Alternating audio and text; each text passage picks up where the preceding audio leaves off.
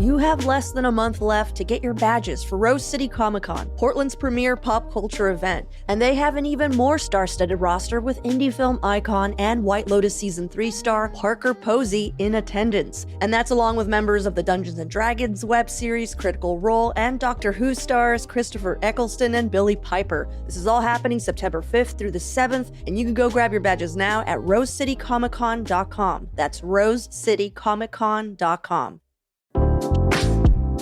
The Clinton Street Theater, a Portland gem in my opinion, is having its third annual Hanabi Film Festival starting August 18th through the 31st. Named after the Japanese word for fireworks, the festival ranges from Japanese art house and cult classics to critically acclaimed animations to underseen gems from the 80s and 90s. And this year, they're featuring several restorations along with brand new features, some that have never made it to Portland or even the US. Festival passes and individual tickets can be purchased online at cstpdx.com.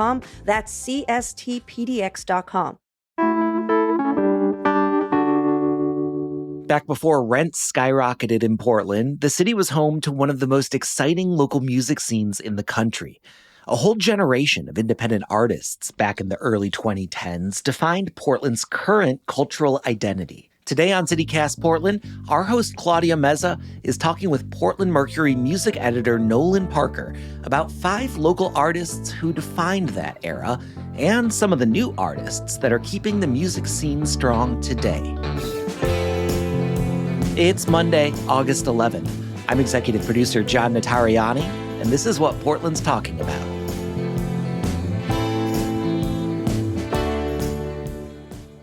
Hey, it's executive producer John Notarianni again. I have a quick favor to ask. Please, CityCast, we're doing our annual listener survey. It would really help us out if you took it. You can take the survey at citycast.fm/survey. It should only take 7 minutes. citycast.fm/survey. You'll be eligible to win a $250 Visa gift card and some CityCast swag. That's citycast.fm/survey. Even if you took it last year, we'd really be grateful if you took it again because we can't use last year's data anymore. Thank you. So, Nolan, you grew up in the Pacific Northwest, but you moved to Portland from Seattle in 2011. So your first impressions of Portland were actually heavily shaped by that early 2010s era of music. I feel like that was my exodus of the local music scene. I started myself transitioning to other forms of, expression or whatever. So this is actually great because you get to fill me in as to what happened. Totally. So what was one of the earliest Portland artists that you remember from that time? Yeah, from a really young age, early high school, I had been really into gossip, and Beth Ditto absolutely rules. She has such incredible pipes.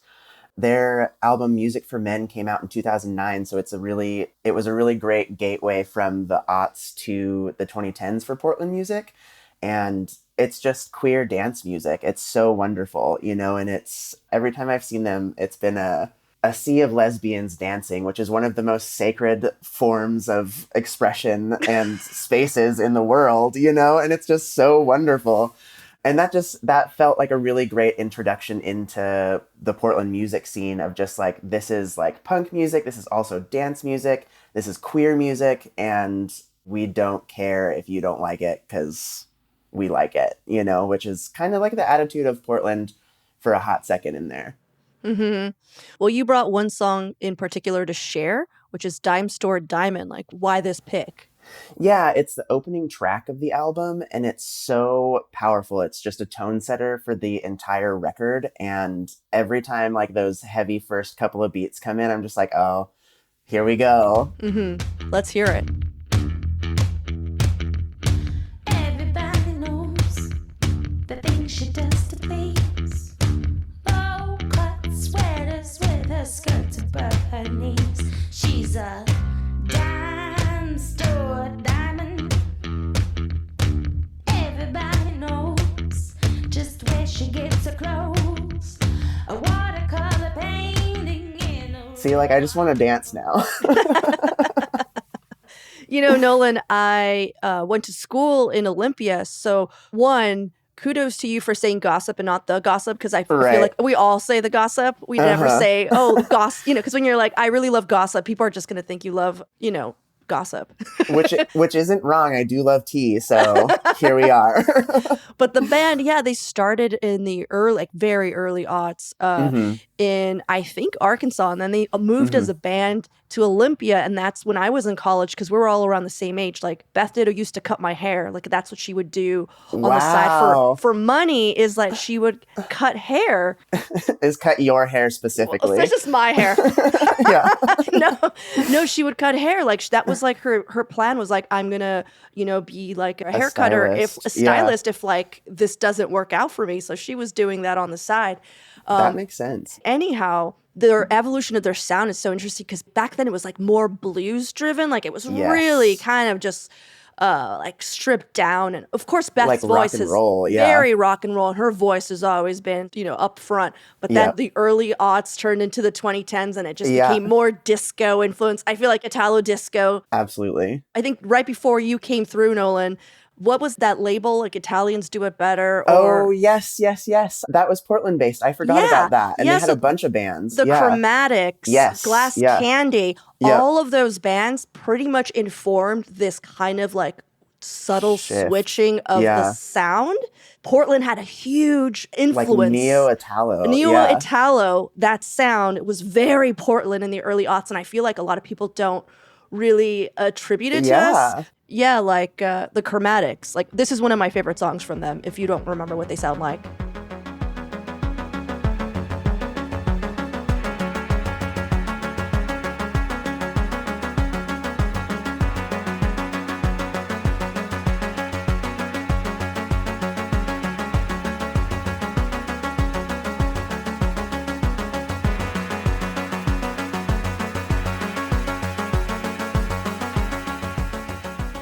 So like even like what you're hearing when you hear the intro for like Stranger Things, like all that came from like Portland being obsessed with Suspiria soundtracks and like all this stuff. Do you know what I mean? Like so that's true. That's not a Portland band that did it, but it was directly influenced by all of these things that were happening in Portland, which is so crazy. Absolutely. Then those bands moved to other places, and it's like that history is kind of forgotten, and we're just like, we have Gossip now. Yeah, we still have Gossip. Yeah.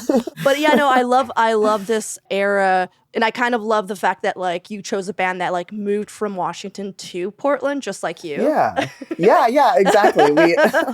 Well, Beth maybe cut your hair, but we moved to Portland at the same time together. In the same van? In the same van. She was actually cutting my hair, so I see. on the way down. Yeah. Okay. See, the bangs still haven't grown back. Oh, so. I know. She did a really terrible job with those bangs. I'm just fucking with you, Nolan. They look great. No, they're crooked, Beth.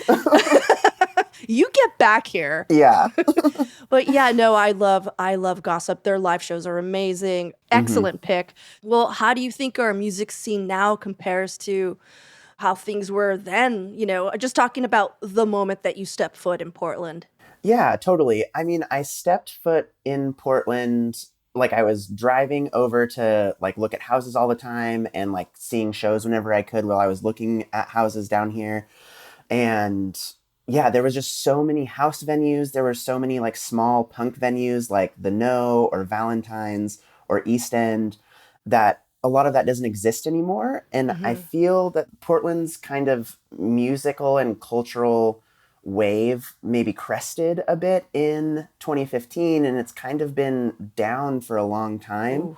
But I think we're coming back in a huge way in like the summer of 2025, like right now. Like there is so much incredible energy in Portland right now. Everybody's in bands again, everybody's DJing again, everybody has their projects again, and just the energy is massive. It can be seen all over the city, like with things like Project Paps coming back, Homie Fest coming back, like all of these cool things that we've been missing that kind of went away like around that time, like mid to late 2010s. And the pandemic, obviously caused that. But it feels like we're coming back in a really big way right now. And I'm so thrilled that Portland is just feeling alive again. So there are similarities and there was a little bit of a dip, but we're back, baby. Well, let's talk about another artist that was big for you back then. And I find this interesting because it's yet another I know. Olympia-based artist. And I'm like, we're talking about Portland, baby. Why are we talking about this? So Wolves in the Throne Room, also the Weaver brothers, absolute menaces. I love them. So tell me why you would choose Wolves in the Throne Room, a very Olympia band, to talk about Portland in the 2010s. I want to hear it. Yeah, absolutely. I mean, I don't know if they coined it themselves, but they've been dubbed like the main Cascadian black metal band. And when I was moving here, I was super into the concept of Cascadia and like secession and wanted to leave the United States behind, which I still do. So You're like, more now than ever. right. Bioregions over borders for sure. But their album Celestial Lineage that came out in 2011 was just absolutely like one of my albums of that time. And they played in Portland all of the time during that time. Yeah. You know, like that's kind of when they were first like getting blown up outside of Cascadia. The first time I saw them, they had played either Branks or Rature. I don't remember which room it was in, but a professor of mine at the time at PSU actually gave our class extra credit for going to this show, which was absolutely incredible. And then we had class the next day. He actually called in because he broke his foot in the pit at Tragedy, who was opening for Wolves in the Throne Room. So that's like the most Pacific Northwest shit I've ever heard in my whole life. What was he a professor of? The class that I was taking was called Visions of Cascadia. Oh. And so his name was Hair Pong. Shout out to him. He used to be a DJ around town. He was a really, really cool guy. I don't know what he's up to now, but he straight up gave us extra credit for going to see Wolves, which was so sick. Wow. Well, let's play the song. It's Astral Blood. I'm sorry. Another thing is that Portland around that time had a very small but potent black metal and just metal scene. Like it was all the metals mixed in together. Black metal, silver metal, yeah. Slow metal. Sludge. It was all the metals. Okay. Absolutely. Julia, play that song.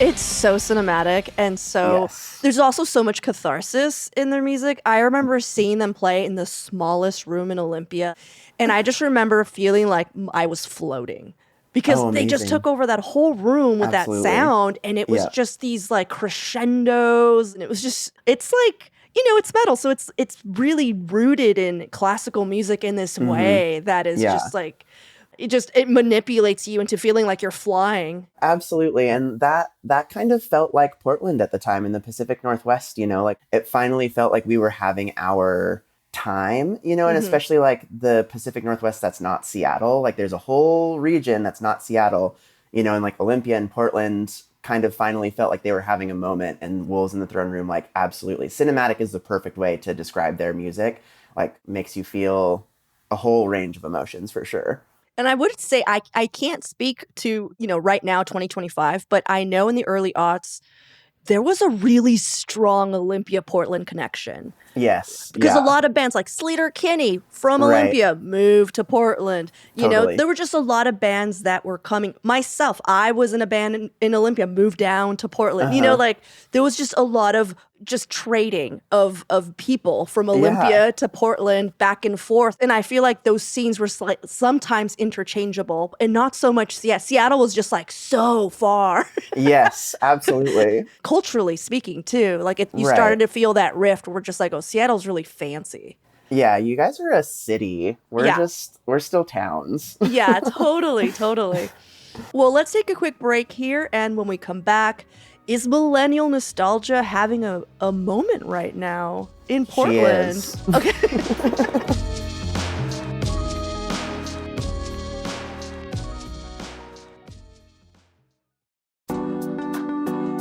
Quick question, what are you doing for Labor Day weekend? Or better yet, the weekend after when the crowds die down? Now picture this. You're sipping your morning coffee on a forested deck in Mount Hood or catching the last bit of golden hour on a quiet seaside beach. No stress, no noise, just the Oregon you love without the traffic. That's the Cascadia Getaway's difference. They're local, independent, and proudly owned not by some Silicon Valley fund or Seattle-based mega platform, just Oregonians hosting with heart and helping guests unplug the way they deserve. And hey, if you own a second home and want a property manager who actually cares about your home the way you do, they'd love to connect. They're always looking to partner with homeowners who want high standards, high bookings, and a hands-off experience. Whether you're booking your next escape or listing your home with folks who get it, head to CascadiaGetaways.com. That's CascadiaGetaways.com. Book a stay, list a home, support local.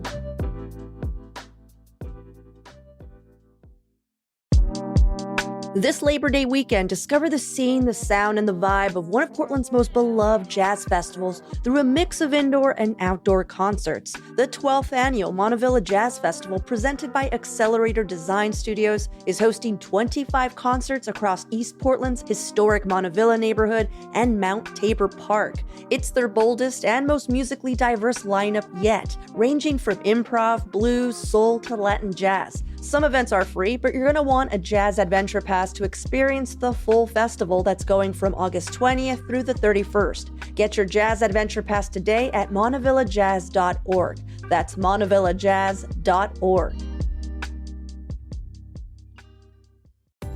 Got any fun trips coming up? One thing you probably haven't put on your packing list is learning the language. But with Babbel, you can start talking in just a few weeks. I'm David Plotz, the CEO of CityCast, and I've been learning Spanish with Babbel. And I also just persuaded my friend who's going to France this fall to learn French with Babbel, but that is another story. Babbel's extremely fun and intuitive. It's like having a private tutor in your pocket. Handcrafted by over 200 language experts, Babbel's lessons are voiced by real native speakers and built with science-backed cognitive tools and interactive features to fit any learning style. I love a lot of the different Babbel features. The Babbel games for sentence building, Babbel speech recognition, which helps me get the pronunciation right. And now I'm really into Babbel's word of the day, which greets me on the homepage of the app. Every day, a new word revealed like a little surprise with a sentence to help contextualize it. It's like a daily treat for me. Studies from Yale, Michigan State, and other leading universities continue to prove that Babbel works. One study found that using Babbel for 15 hours is equivalent to a full semester at college. Look, I want you to learn another language. So I'm teaming up with Babbel to gift you 55% off subscriptions, but only for CityCast listeners at babbel.com/CityCast. Get up to 55% off at babbel.com/CityCast. Spelled BABBEL.com/CityCast. Babbel.com/CityCast. Rules and restrictions may apply. So recently, a lot of millennial legacy bands like Rilo Kiley, American Football, and Captain Jazz are performing again. Millennial nostalgia music might be having a moment right now. Are you noticing any trends from younger bands trying to sound like older bands? Because I feel like that's just the way life is. It's so cyclic. But your music writer, or is it just me wanting that? No, it's not. It's both of us wanting it, one. Yeah. And two, it is actually happening.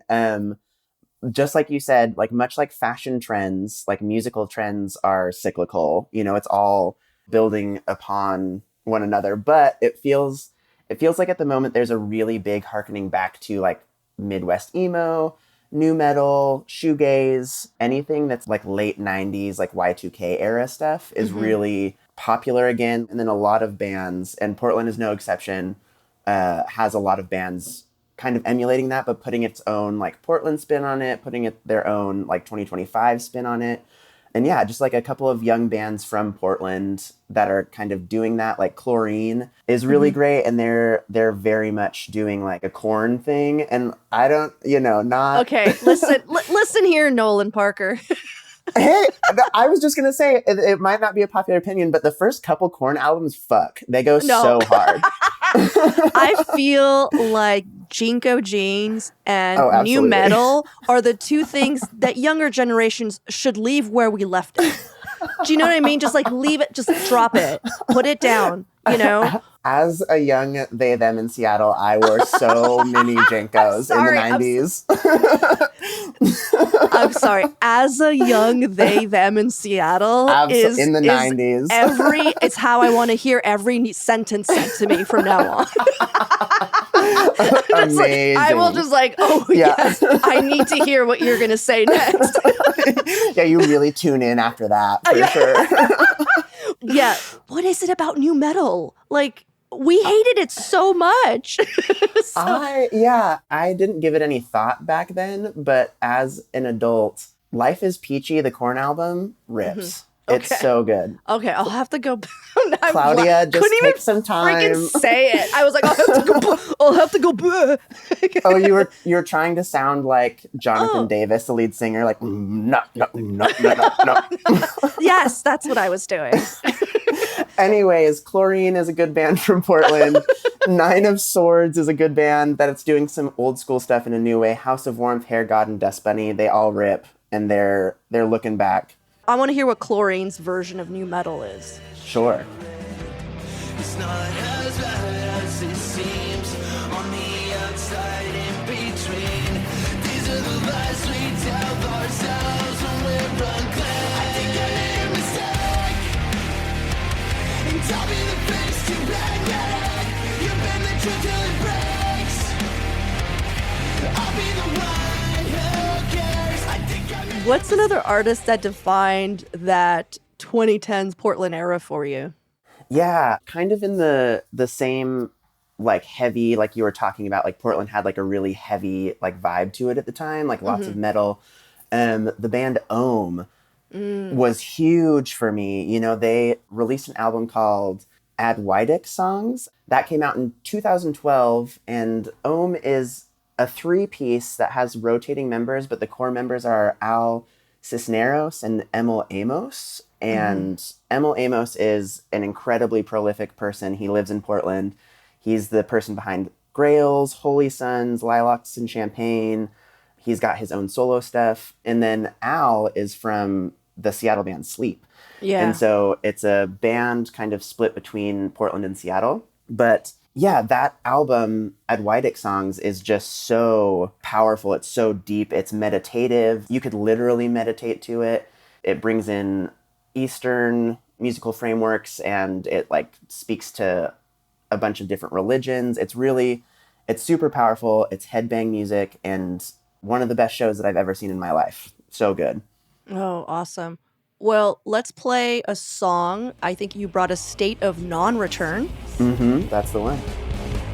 release me, and the phoenix rise triumphant, and walks into the certitude ground, the soul submerged ends.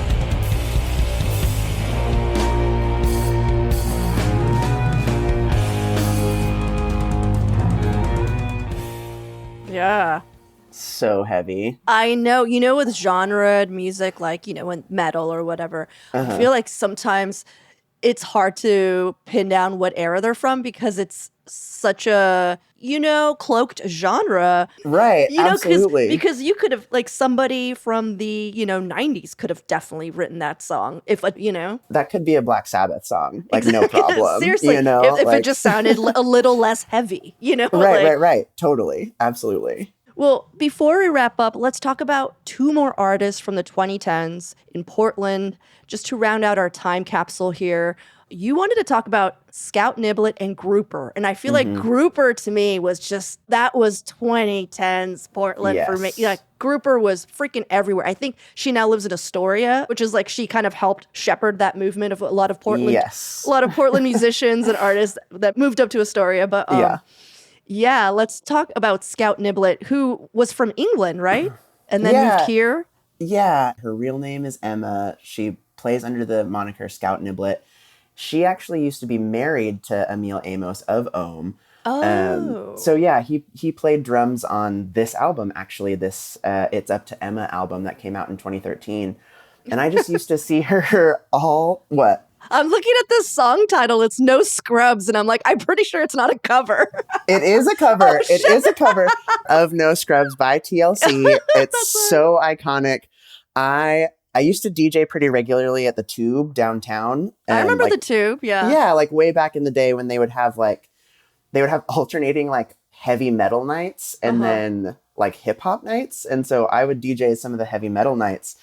And this couple came in like all like looking like $1 million, like looking so good. Like they're out on the town having a good time. They come to the Tube on a metal night, like thinking it's going to be like a hip hop night. And they're just completely like, what is this? Because they thought it was going to be a regular. And let's just pause here because the Tube was just like very, I don't want to call it a dive bar, but it was very Portland 2010s because it's not grimy. It's not, because it was nice. Like, it, like it had an air of niceness. For sure. But it was an old town. And like it was an old town. It was like really an old town. So that's that's all we're gonna say about that. It was kind of seedy, but not in a dangerous way. There we go. Seedy. Yeah. But like a good time. It was open until like 4, which was like way later than everything else besides like the Roxy. Legally speaking. Right. I mean, yeah, because I remember I was just like, they're still serving? Like yeah, totally. Yeah, but this couple, they came in and it was vinyl only. Like I only had records with me, and they came up and they were like, "Hey, can you play like some hip hop?" And I was like, I didn't. I could, but I didn't pack any with me. This is a metal night. Yeah, this is a metal night, and I only have vinyl. And they sat down and they got a drink and they were bummed and stuff. And I remembered that I had this No Scrubs cover by Scout Niblet, and I put it on. I was like watching them to see if they clocked it, but they did not. And so I actually went over and brought the record with me, and I was like, hey, this is like a No Scrubs cover by a local artist. And they were actually pumped. They were like, oh my God, thank you so much. And it was like, yeah. Because you tried. Because I tried. Yeah, absolutely. Because Scout Niblet. I need to hear this cover that you tried to pass off as like, I know you weren't like, this is hip hop, but you're like, here's my gift to you. This is what I have for you today. Exactly.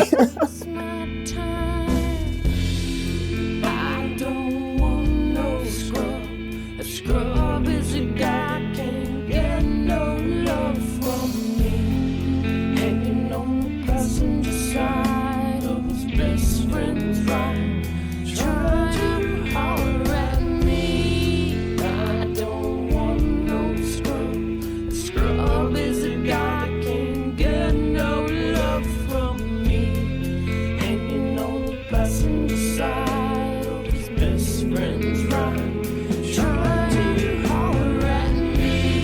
It's like a Doom cover of No Scrubs. Yeah. Does she do the rap part? No. Okay. I'm going to write her, though, and be like, hey, Scout. Brilliant. Absolutely. Well, let's listen to Grouper. This is another artist. Also, I wouldn't say same genre, but when I think of Grouper, I think of like Yellow Swans. I think of, absolutely, which is another Portland band that was doing more ambient noise, that type of sound. So yeah, tell me about Grouper. Yeah, Grouper is Liz Harris, who you are very correct. She did move to Astoria, but yeah, she is a wildly prolific, like ambient soundscapist. She has so many different projects. She's got Grouper, she's got Nivhek, she's got Helen. She used to date Pete Swanson, who was in Yellow Swans. Mm-hmm. And yeah, her music was just so kind of like overcast, rainy day, Portland. This is like bedroom music that like I make like by myself in my basement, and then it comes out as dreamy, ethereal, beautiful music that I must admit that I actually don't listen to very much anymore, because Grouper and this album, The Man Who Died in His Boat specifically, that came out in 2013, was a huge part of a romantic relationship of mine. So I don't, it reminds you too much. It brings you back. Her music is just so emotional anyways, and like can rip you open really easily. Mm-hmm. And, I just don't need to be ripped open anymore. So, but we love Grouper. Are we going to play a song, or are you just like, I don't want to listen to this? No, please play. This song is Vanishing Point. It's so beautiful.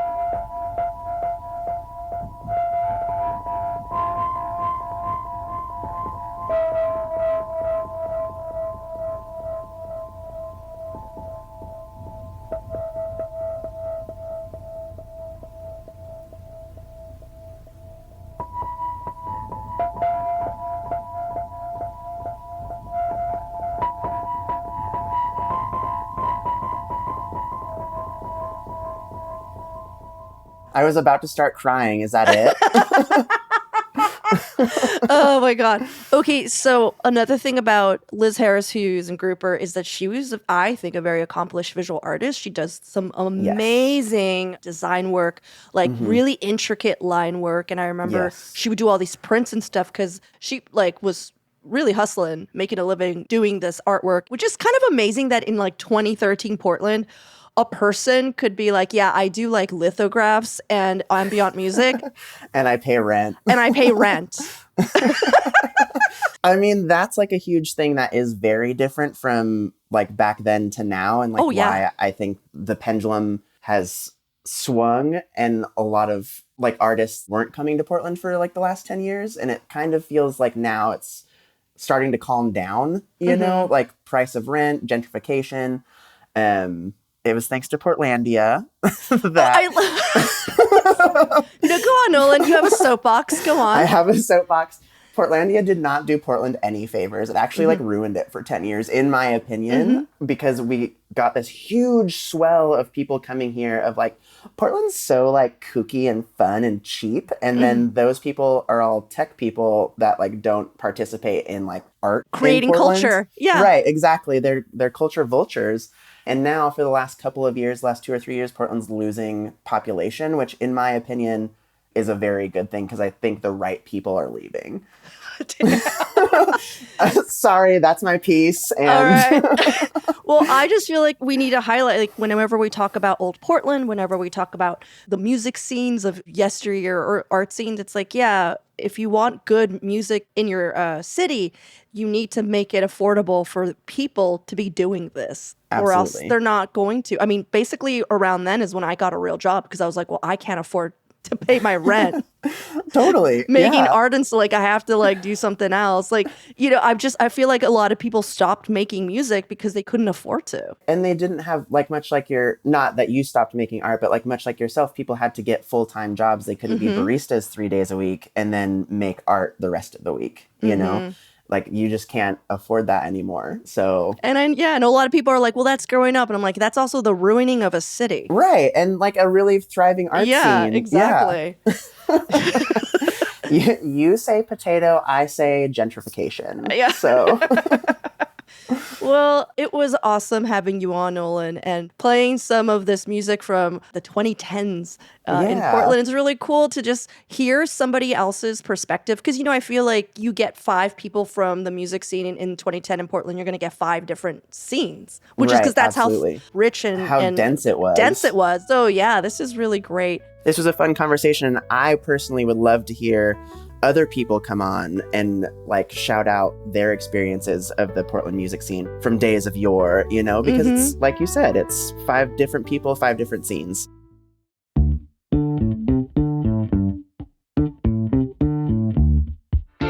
Well, that's all for us today here on CityCast Portland, but thank you so much for listening. If you enjoyed the show, why not tell a friend, rate it, or leave us a review? And don't forget, you can support this show with great perks by becoming a CityCast neighbor.